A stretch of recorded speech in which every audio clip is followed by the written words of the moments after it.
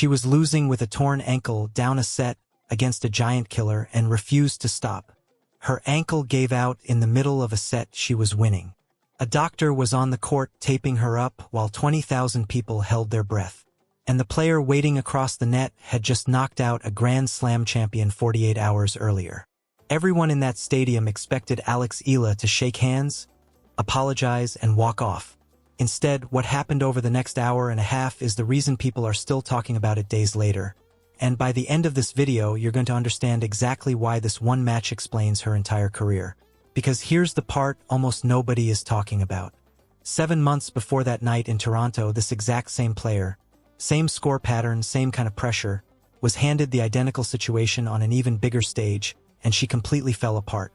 Same athlete, same setup, two totally different endings. Something changed in between, and it wasn't her forehand. Stick around, because by the time we get to the final score of that Toronto match, you'll know exactly what flipped, and where this story goes next, because the answer to what happens after a streak like this already has a shocking ending that most highlight reels are conveniently leaving out. If stories like this are the kind of thing you come here for, real sports narratives, not just scorelines, hit subscribe now, because this channel is built entirely around finding the moment inside the moment. Let's get into it. To understand what happened on that court in Toronto, you have to go back to a country that had never once produced what Alex Eala was about to become. In the Philippines, if a kid shows real athletic talent, there are two roads already paved for them: basketball or boxing. Manny Pacquiao turned that second road into a national religion. Every Filipino kid grows up knowing his story the way American kids know Michael Jordan's. Nobody had paved a tennis road. Before this month, no player from the Philippines, man or woman, had ever won a full WTA Tour-level singles title. Not one in the sport's entire modern history. So when a young Alex Eala decided tennis was going to be her life, she wasn't following a path that already existed. She was walking into blank space. She left home as a child to train at an academy in Spain, thousands of miles from Manila, new language, new time zone, a family she now saw in scheduled video calls instead of at the dinner table every night. It's easy to skip past that part when you're just watching the highlights. But the actual price for this story got paid years earlier, in a dorm room on the other side of the planet, by a homesick kid who still had to get up the next morning and hit backhands with nobody watching. She turned professional at 14. That's the bottom floor of tennis. Small courts, no cameras, a handful of people in folding chairs, prize money that barely covers the flight it took to get there. Most players who start on that floor never leave it. That's not pessimism, that's just the math of the sport. And while she was grinding through it, American players her age had entire federations behind them. Funding, wildcards, sponsorship before they'd won anything.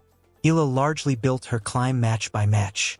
None of this is a sob story, and she's never told it like one.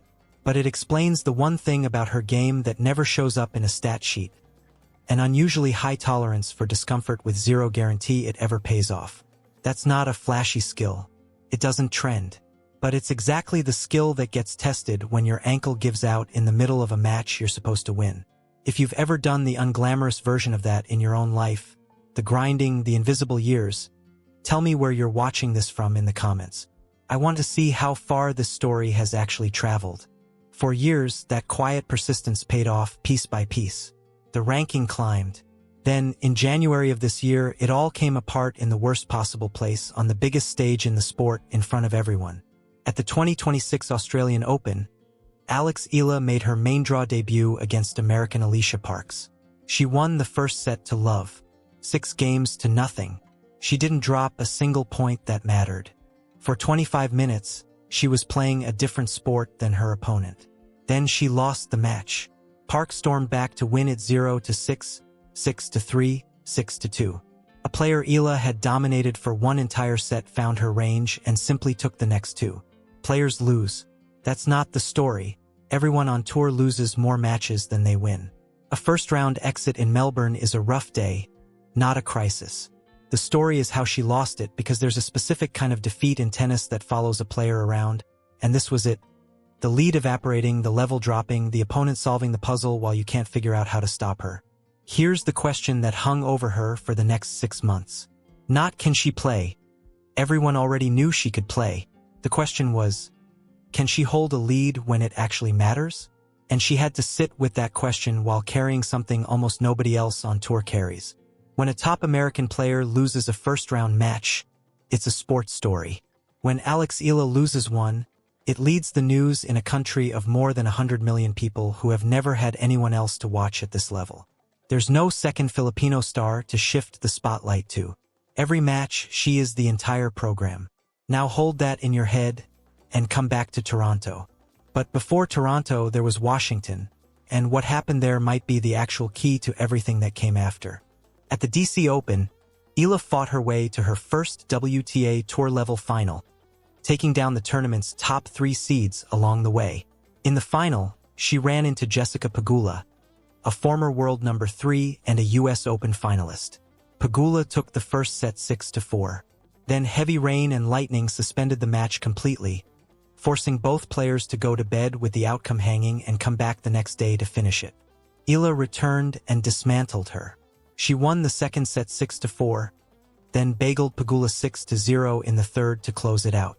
With that win, Alex Eala became the first player from the Philippines in history to win a WTA Tour-level singles title. Manny Pacquiao himself posted publicly, praising her comeback and calling her the country's new champion. Think about what that actually is. That's not a celebrity shout-out. That's the country's most iconic athlete handing off a torch. She then climbed to a new career-high ranking, breaking into the world's top 20 for the first time in her life. 2 days later, she was in Toronto for the National Bank Open, one of the biggest tournaments outside the 4 Grand Slams. And her second match there put her directly across the net from the exact player who had ended her Australian Open dream in January. Alycia Parks. The loop closed. Eala won it 6-1, 4-6, 6-2, avenging the loss from Melbourne in a match that also went to 3 sets. That made it 6 straight wins on North American hard courts. Then came the McNally match. And this is the one that actually explains everything. Her opponent that night was Caty McNally, ranked around 70th in the world, a number that was lying to everyone watching. 2 days earlier, McNally had walked onto that same court and beaten the reigning Wimbledon champion, Linda Noskova, in straight sets.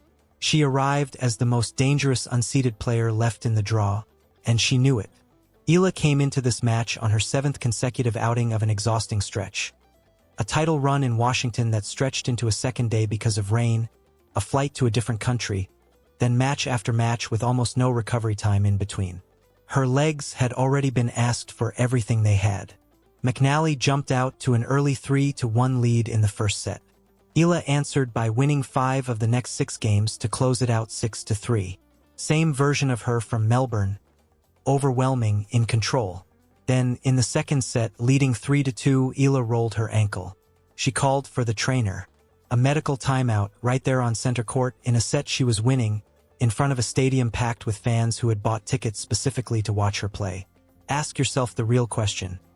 Taped up on the sideline, 7 matches deep into a brutal stretch with a bad ankle underneath her, how much did she actually have left?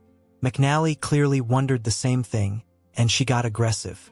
She fought back from behind to force a decider, taking the second set 7-5.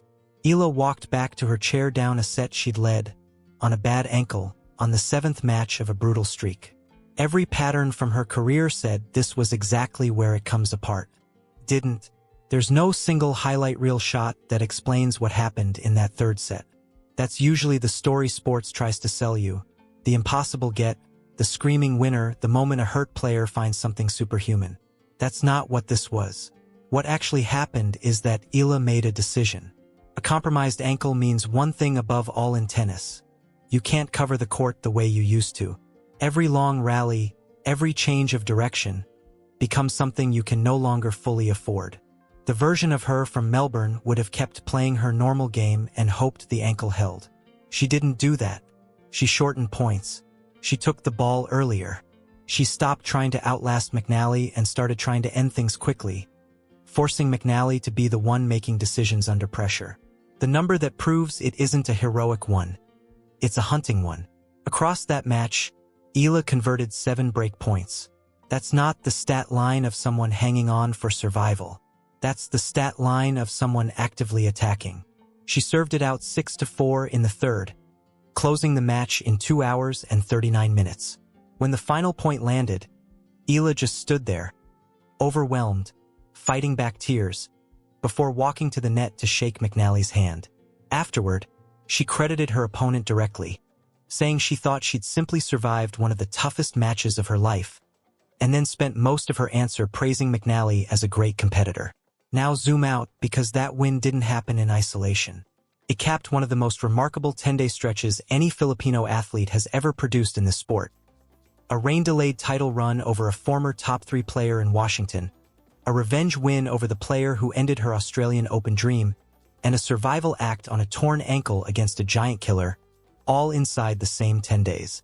3 matches, 3 deciding sets, 3 times she found a way to close it out. In January, she was the player who started hot and couldn't hold on. By August, she was the player who could take a punch in the middle of the fight and still finish it in the final round. That's not a slightly improved version of the same athlete, that's a different one. And here's the thing that got almost no coverage. Asked about the biggest survival win of her career, Eala didn't talk about her ankle or her ranking or the streak.